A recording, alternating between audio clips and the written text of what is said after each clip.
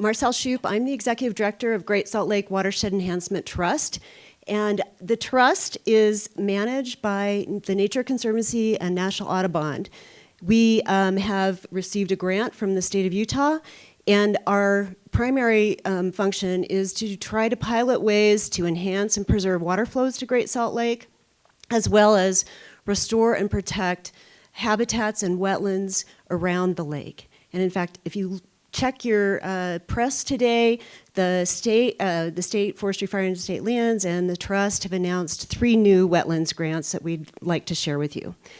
We work very closely with the state, even though we're not a state agency.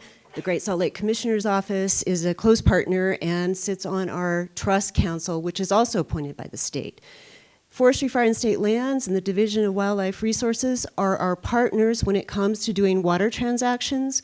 We work with them. They become the lessees or the beneficial users of the water in Great Salt Lake. The trust has been in operation for a little over 3 years, and over that time we've transacted water on about 200,000 acre-feet on a diversion basis, and not all of that water has been able to be delivered, but this last year we were over 72,000 acre-feet, and that includes permanent water donated to the lake as well as multi-year water leases, and annual leases sometimes are just on the basis of what water is available. Looking forward from 2026 to 2035, just based on the arrangements we have under our arrangements we already have and arrangements we're working on, we anticipate approximately 700,000 acre-feet on a diversion basis going forward. And that doesn't include any new water transactions and new funding that we can put to new water transactions. So Hannah had asked that I talk about pathways to lake, which Blake has touched on. And while we have a number of water transaction criteria, and you can go to our website to look at those in detail, like is it a valid water right? What's the priority? Is it a cost-effective transaction? We also really think hard about how we're going to get the water to the lake. And we do that in partnership with the Division of Water Rights, as well as others. We also really think hard about can we monitor and measure this water flow to the lake, again, in partnership with water rights. And then when we think about delivering it, is it just about getting a number on the gauge? It's also really thinking about how do we deliver this water to priority habitats and thinking about the timing of those deliveries. And along the way, can we have multiple benefits for communities and wildlife? For example, the last 3 years we've done transactions with Jordan Valley Water Conservancy District and the Church of Jesus Christ of Latter-day Saints. We've combined those releases, 10,000 acre-feet, to move down Utah Lake, 50 miles of the Jordan River to Great Salt Lake in the late fall, or in the late summer, early fall. That has the benefit for those communities along the river by enhancing the flows and for recreation or just the riparian habitat, but it also is important for fall bird migration at the lake. We also are really focused on why would somebody want to lease water to the lake? And it's not always just about how much the finances are. So I'm going to talk about 2 transactions that kind of highlight some of these principles. One is a recent one we announced with Huntsville Abbey Farm. This is a historic Trappist Cistercian monastery that started back in the 1940s and has been in farming ever since. The current owner, Bill White, is a great partner for the trust. He's also a great partner with Summit Land Conservancy. The Conservancy, Bill White, and NRCS entered into a land conservation easement. But Bill was thinking about how do we address the Great Salt Lake challenges. That conservation easement has a really interesting provision in it that allows him to lease some of his water for environmental purposes while still keeping the land productive. That lease has started this year. We hope to get the full 635 in diversion. But they are transitioning some 200 acres of land that was not very productive, was hard to irrigate. They're moving it into native grasslands. And this is a transition that will cost money and is hard to do. They've also installed 2 meters on the property. And I know there's a joke here about how many guys it takes to read a meter, but in any event, we're really excited to see the progress here. So when we think about these meters, they're metering water coming off the farm, and I'm sorry I don't have a pointer.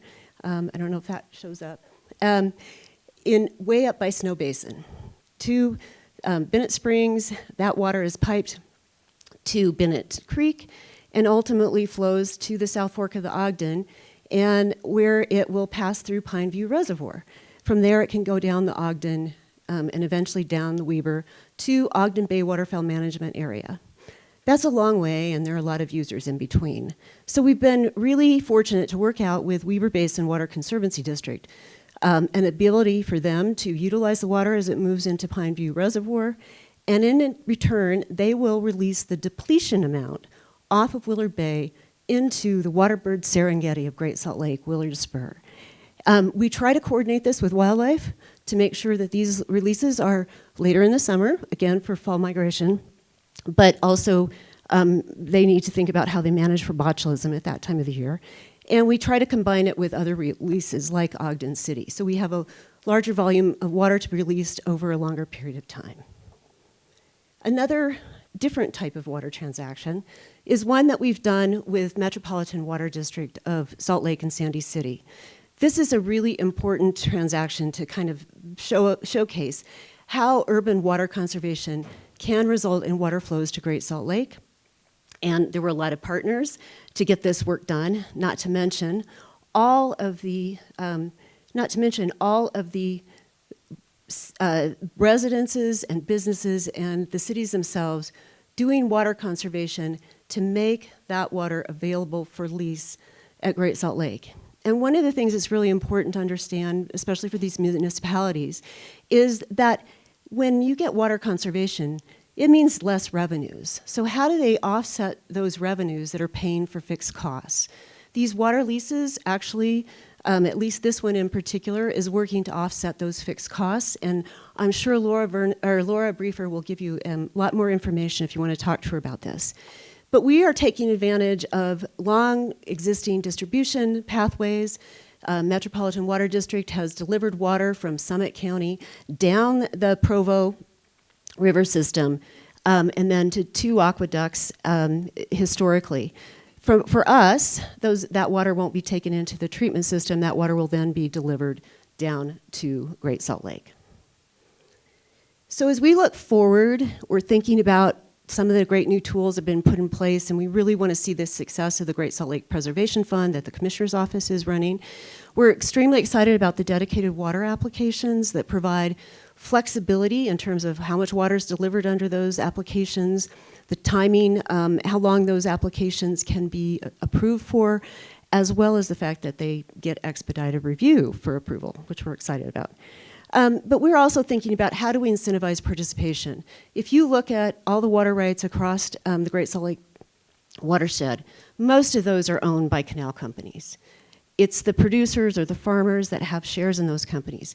And so how do we encourage them to be willing to either do company change applications on their base right to make it easy for their shareholders to send water to Great Salt Lake, or at least progress quickly those shareholder applications? And we know that we need to find ways to reduce their risk and address their costs and burdens, for one. And so we're excited that there's already one global change application. We have a couple in the works too. And then, again, continuing opportunities for increasing urban water conservation that can be translated into savings delivered to the lake.